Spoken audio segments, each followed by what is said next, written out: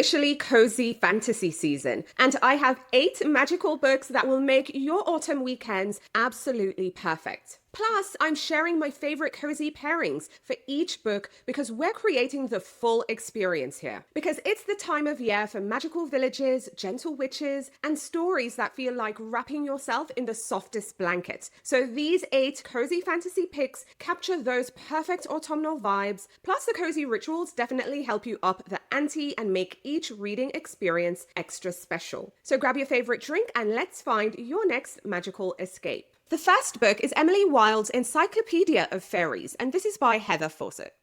If you want folklore and a prickly heroine with a secret soft side, Emily Wilde is the ultimate fireside escape. So Emily is a Cambridge scholar, and she travels to remote Iceland to prove fairies are real. And while there, she finds missing children, icy locals, and her mysterious colleague, Wendell, who might just be Fae royalty himself, who knows? Now I have to tell you, I was instantly obsessed with the slow burn romance and just incredibly rich folklore. And Emily's steady bravery feels like autumn itself, you know? Quiet, determined, and just full of wonder. Now the perfect cozy pairing for this is hot cocoa with extra whipped cream. And I love a good pine and cedar candle, but to be fair, any candle you have works, and I think it will make you feel like you're right there in misty Iceland. But let me know if you've read this one in the comments or if it's on your autumn TBR. I know this was an incredibly popular book. Now, on my reading list is book 2 of Emily Wilde, and this one is entitled Map of the Otherlands. I haven't read this one yet, and it's on my TBR for this autumn season. Now, we have to talk about The Very Secret Society of Irregular Witches by Sangu Mandana. This book is pure joy, wrapped in found family and, of course, magic. Now, in this book, we meet Mika, who has always been a lone wolf, until 3 orphaned girls at Nowhere House beg her to teach them magic. So, with a protective librarian and a mischievous cat by her side, Mika really discovers that, you know what, family can be chosen. And I think this one is perfect for anyone who loves a little gentle humor and, of course, cozy kitchen magic. Seeing Mika take those tentative steps towards belonging had me smiling at every turn and spell, and I just really couldn't put this down. This is perfect for homemade cookies fresh from the oven. I actually baked snickerdoodles after reading this, and if you have those twinkly fairy lights, I think that will set the magical mood. Now, I have to tell you, I just recently finished reading a new book by Sangu Mandana entitled A Witch's Guide to Magical Innkeeping. Now, this book follows Sarah, a witch who lost her powers as a teen, and now she runs a quirky enchanted inn. And then there's this ally who offers her a chance at restoration of her powers. So this is fun, we have cozy fantasy, and we see an unexpected ally offer her a chance at restoration of her powers. This one also has a found family element and a gentle romance too, and it really is a heartwarming tale of second chances and community and rediscovering magic in unexpected places. Now, both The Very Secret Society of Irregular Witches and A Witch's Guide to Magical Innkeeping, they both explore themes of found family, there's love, and belonging. But while Mika's story leans into more whimsical, fun, romance, and the magic of being seen for who you are, Sarah's journey feels rooted in healing old wounds and rediscovering her power within this quirky community. Now, I adore them both, but I have to say The Very Secret Society of Irregular Witches remains my favorite because of its sheer warmth of its characters and the swoony, heart-tugging romance that is woven throughout the magic.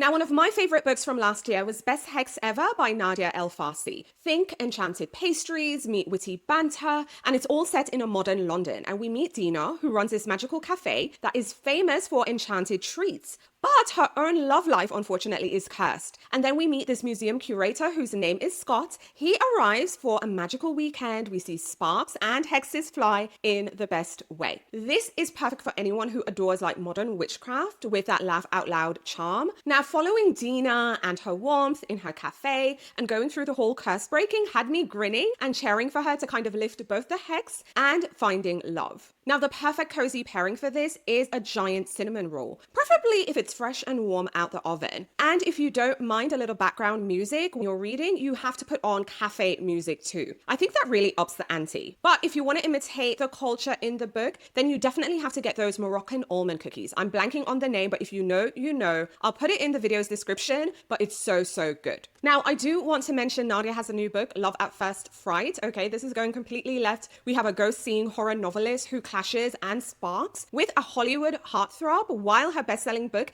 is adapted at this haunted English manor. Again, completely different vibes, but we kind of really see that what begins as tension over casting soon unravels into like this very steamy romance, and we're also dealing with restless spirits too. Now, Best Hex Ever is your true, cozy, autumn-flavored romance that's full of charm, magic, and female friendship, but Love at First Fright cracks up the spice and the ante in a gothic paranormal setting, though I will say that those gothic paranormal bits take a backseat to the steamy relationship and romance. But I have to tell you, Best Hex Ever is my favorite. It felt like a warm cup of enchanted tea with just the right amount of sweetness and fall magic. Now, I also want to talk about the Village Library Demon Hunting Society. Oh my gosh, I have thoughts. Now, in this one, we meet Sherry. She's a librarian, and she thought her biggest problem was overdue fines, until demons show up in her small town New York library. And what follows is part supernatural mystery, part quirky comedy, with Sherry's dry humor leading the charge against all these demonic forces. This is perfect for mystery lovers who want a dash of supernatural fun. And seeing our main character cast her clever spells, the demon hunting team, all the things just made me feel right at home in her chaotic library world. For this book, you have to roll out a plaid blanket, bring the pumpkin spice latte, because this book is a perfect mashup of cozy mystery and fantasy. So let me know actually in the comments if you are team cozy mystery or pure straight up fantasy. I always find it interesting when authors blend genres, and I'm always curious to know what are readers' favorites. A book that took me by surprise last year was The Teller of Small Fortunes by Julie Leong. Because in this one, we have a fortune teller, an ex-mercenary,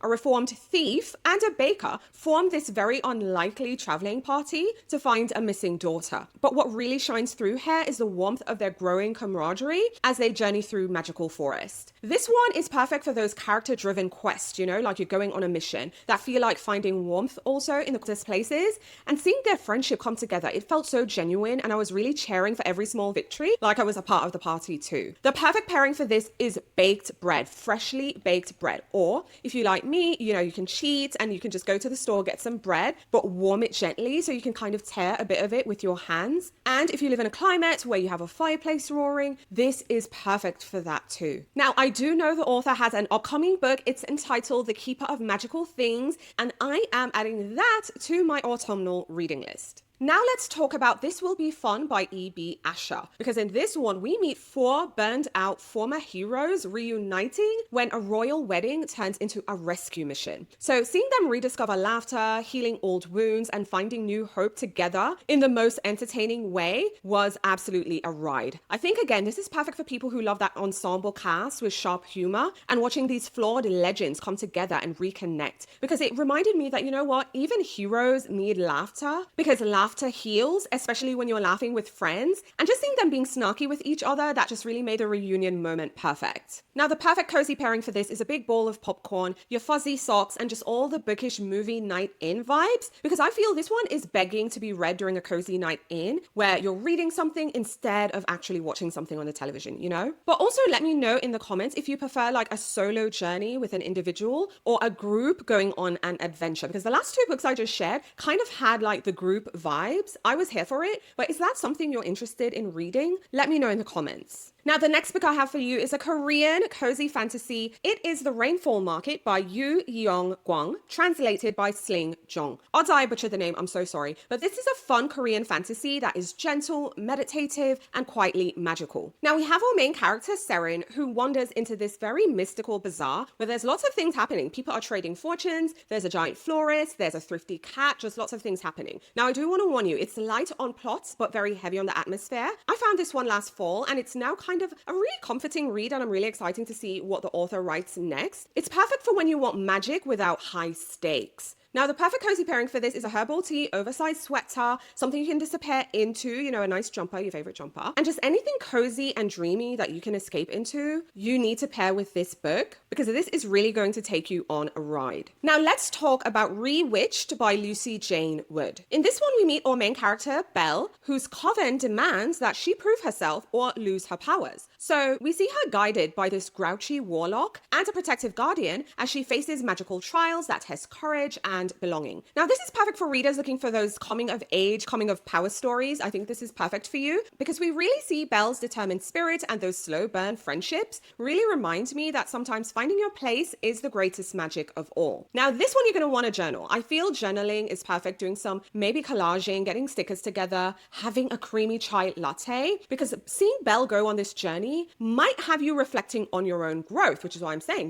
journaling is probably the best pairing. But would you do a magical trial or just say, you know what, take my powers, I'm not about this life? Now, I do want to mention that Lucy Jane Wood has a second book. So this one is entitled On Charmed, and this one follows Annie. She's a perfectionist witch, she's hiding her family's disgrace, and she's tasked with mentoring this teen. Now, this teen is so rebellious, and remember, she's a perfectionist. And through mentoring this teen, she finds herself kind of building found family, also with a grumpy warlock. And it's just so cozy and romantic and autumnal, and it's heartwarming and full of magic and love, and just really learning to embrace imperfection. Now, if I had to compare the two, Rewitched offers us like a test-filled journey of, again, a witch trying to prove herself, but struggles with, I felt thin character development, But Uncharmed leans into warmth, found family, a sweet, slow burn romance once the story hits its stride, So be patient with this one. But of the two, I would have to say Uncharmed is my favorite. It has that cozy autumnal charm that makes you really want to curl up and stay in its world a bit longer. Now, for my cozy fantasy weekend, I have 2 books on my TBR.